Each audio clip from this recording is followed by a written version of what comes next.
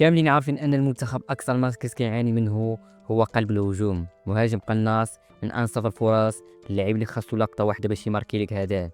وهذا الشيء بالضبط اللي غادي نهضروا عليه في هذا المقطع.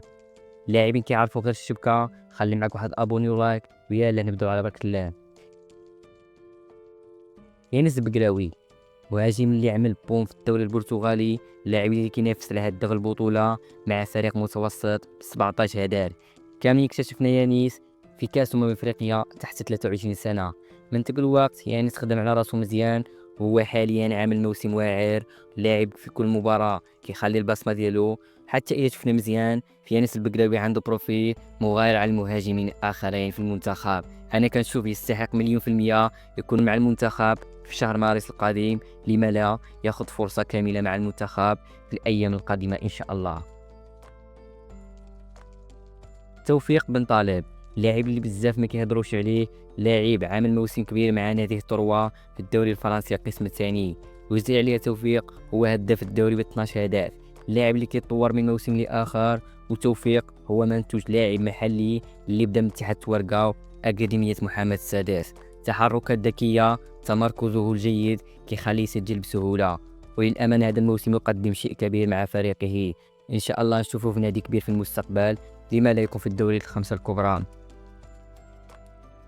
سفيان بجديدة، قناص البطولة مع الماس، اللاعب اللي كيخليك تتفرج في البطولة، بروفيل خاص به، أهداف وش من أهداف، لاعب اللي ما كيماركيش أهداف عادية. سفيان قبل المغرب الفاسي خد تجارب بزاف، احترف في بلجيكا ولعب مع الرجاء، ولكن هذا الموسم بن جديدة في برايم ديالو. هداف البطولة ب10 أهداف. سفيان اللي كينطبق عليه المثل لكل مجتهد نصيب. هو حاليا ما كاينش فينا اللي ما كيشوفش الأهداف ديالو، وما كاينش فينا اللي ما كيهضرش على اللاعب سفيان في البطولة والشيء اللي كيقدموا مع فريقه المغرب الفاسي هذا الموسم. يونس بن طالب، بالنسبه ليونس كيجيني بروفيل ديالو كيشبه بزاف لهالاند، لاعب قوي بدنيا وسريع وكيستغل الطول والتمركز باش يماركي.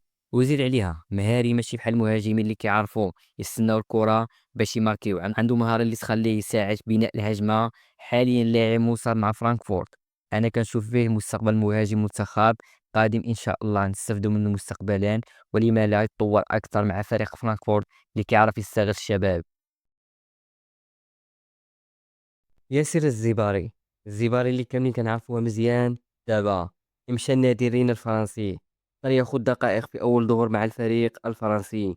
اللاعب اللي عنده سهولة في إنهاء الهجمات، زيد عليها اللاعب اللي كيقرر اللعب، وهذا الشيء اللي كيخليه يتمركز في المنطقة الصحيحة. كنتمنى يمشي مزيان مع فريق رين. حنا كاملين كنعرفوا أن نادي رين كيتعامل مع المواهب، وهذا الشيء اللي كيخلينا متفائلين مع ياسير خصوصا مع فريقه رين. لكن حاليا عليه العمل والعمل ليكون رسمي في الفريق الذي يضم مواهب ولاعبين ممتازين على مستوى المركز قلب الهجوم. هاد 5 ديال اللاعبين اللي ذكرت في الفيديو لاعبين هدافين وقناصين ويقدموا مستوى كبير مع أنديتهم في مختلف المسابقات الأوروبية. كذلك عامل الاستيفاء مهم، اللاعبين عمرهم صغير وإمكانهم التطور الأفضل ويكونوا مع المنتخب في أقرب وقت، وتقديم إضافة على مستوى مركز قلب الهجوم واللاعب الذي مهم في منظومة المنتخب المغربي. نتمنى التوفيق له وإلى اللقاء.